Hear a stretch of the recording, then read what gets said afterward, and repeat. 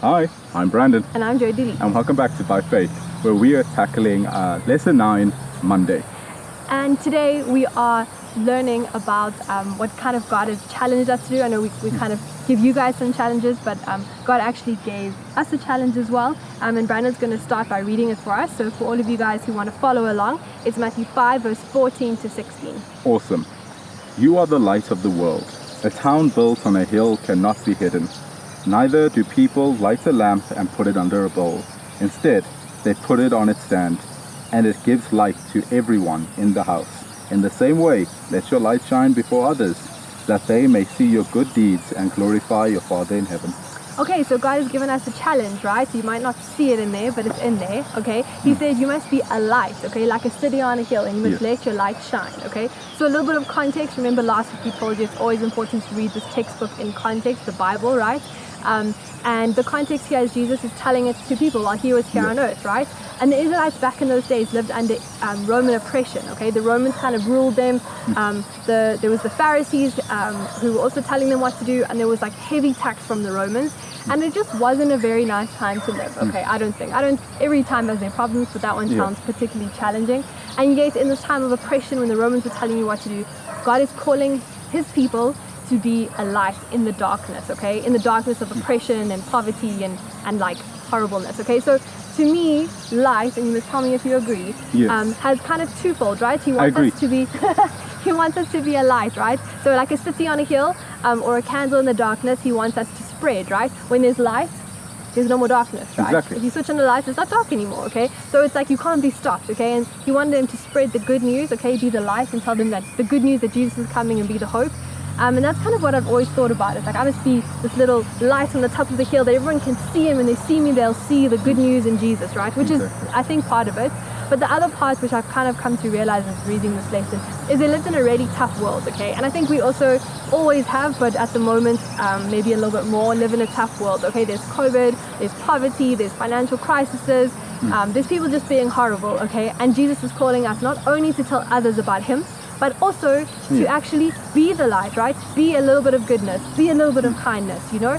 Go and actually act how Jesus would, to give people who are living in a very dark world some light, and showing them what Jesus is actually like. Another thing from that chapter is we see the Bible asks us, God's asking us to let your light shine, you know? Like, don't hide it. If you're being a Christian, like, let people see you being a Christian. Don't be like a Christian in the shadows and no one knows that Christians are good. And then people just start to think, oh, Christians are quite lazy, you know? Christians don't actually help in society.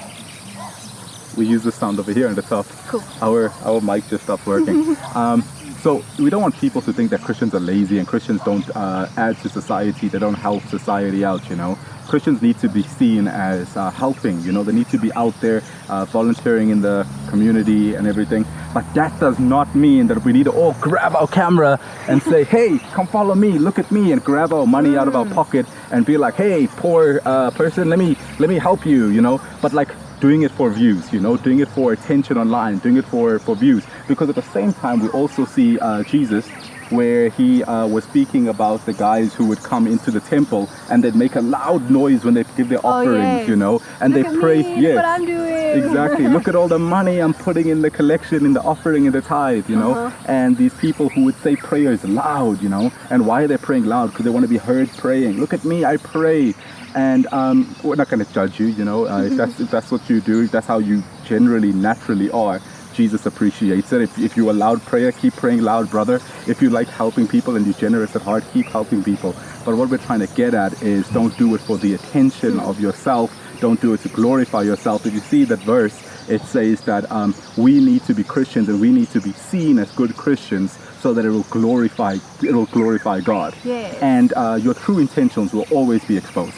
You know, if you are doing it for self, if you're doing it for attention, if you're doing it for views, clicks, for likes, to impress someone, then it's going to be found out in the end. You know, trying to be authentic is a very difficult thing. You can't fake a personality, you can't fake what it is you are, and you'll probably do far more injustice to God's work. You'll probably make Christians look attention hungry and just wanting to look good, and you'll do a massive disservice. So go out there and help people, be a good Christian, get involved in your community and fall in love with it and do it for the goodness of it, the goodness of it. Do it for the glory of God and because There we of go. all the things He's done for you. So yeah, there's your Amen. challenge. Not from us. Today's challenge is not from us. It's from Jesus. So I hope that you'll take the challenge. Let us know in the comments below. Awesome. If you have taken the challenge accepted or not. And tell us how it goes. But for now, let's close in prayer. Are you going to pray for us? Yeah. Awesome.